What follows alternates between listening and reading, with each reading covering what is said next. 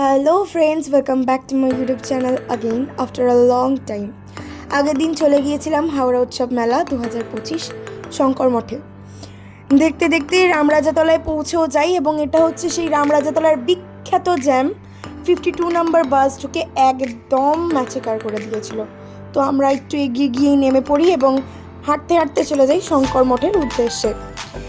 দেখতে দেখতে শঙ্কর মঠের মেলাতে, হাওড়া উৎসব মেলাতে ঢুকে যাই এবং গিয়ে বিভিন্ন ধরনের আলো, এত বড় গেট সব দেখেই মেলার প্রতি আকর্ষণটা যতটা ছিল তার থেকে আরও দ্বিগুণ হয়ে যায়।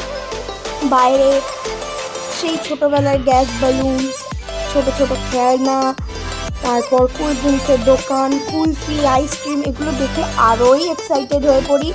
আরোই সেই ছোটোবেলাকার কথা, আরও 2-3 বছরের আগের কথা মনে পড়ে যায়। দেখতে দেখতে ঢুকে গেলাম মেলাতে এবং এটা ফার্স্ট স্টল, সেখানে আমরা গিয়ে প্রচুর ভালো ভালো কুর্তির কালেকশনস দেখেছি। প্রাইস মোটামুটি ঠিকঠাকই ছিল, আমার বেশি হাই লাগেনি, কিন্তু অন্যান্য জিনিসের দাম একটু বেশি হাই ছিল। বিভিন্ন দোকান দেখতে দেখতে এইখানে গিয়ে কিছু মজার জিনিস দেখতে পাই, মানে বিভিন্ন ধরনের শার্পনার্স, আউলস, বার্গার্স, কাপ, আরও অনেক কিছু। তারপর ধীরে ধীরে এগিয়ে যাই রাইডসের দিকে। ওখানে গেলেও ইচ্ছে হলেও কিন্তু চাপিনি, কারণ ওই যে একটা ভয় থাকে যদি মাথা ঘুরে গা গোলায় তখন কী হবে। তাই জন্য এইটাকে বাদ রেখেই লাইটস দেখেই মনকে খুশি করে এগিয়ে চললাম বাকি মেলাটা ঘোরার জন্য।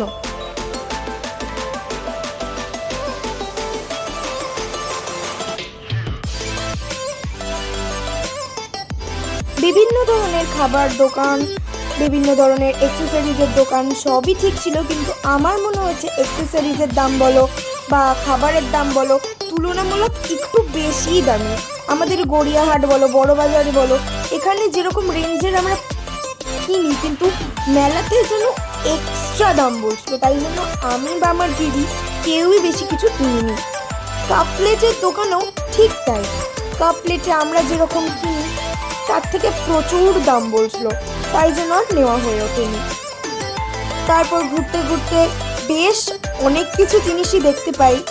তার মধ্যে এই একটা ভালো জিনিস দেখতে পাই যে একটা পুচকি দোলনাতে বসে দোল খাচ্ছে, যেটা দেখে আমি বেশ মজা পেয়েছি। আমি ছোট থাকলেও হয়তো বসতাম, কিন্তু এখন বড় হয়ে গেছি, বসলে হয়তো লোকে এসে আমাকে পেটাবে। যাই হোক, এ সমস্ত দেখে আবারও এগিয়ে চললাম আমরা।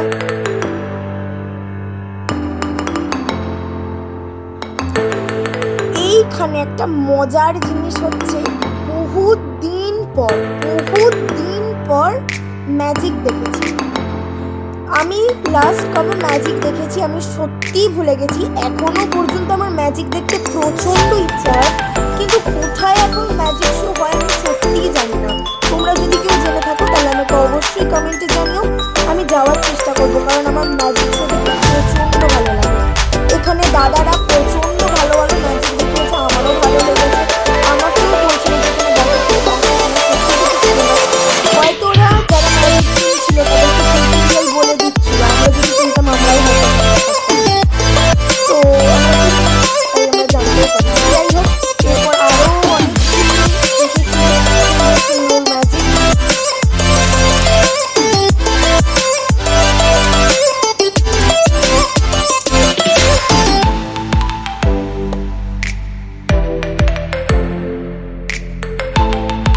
ম্যাজিক্সগুলো দেখতে দেখতে সেই ছোটোবেলাকার কাকাই, মা, বাবা, দাদাই, এদের সবার সাথে হাত ধরে ম্যাজিক শো দেখতে যাওয়ার কথাগুলো মনে পড়ে যাচ্ছিল।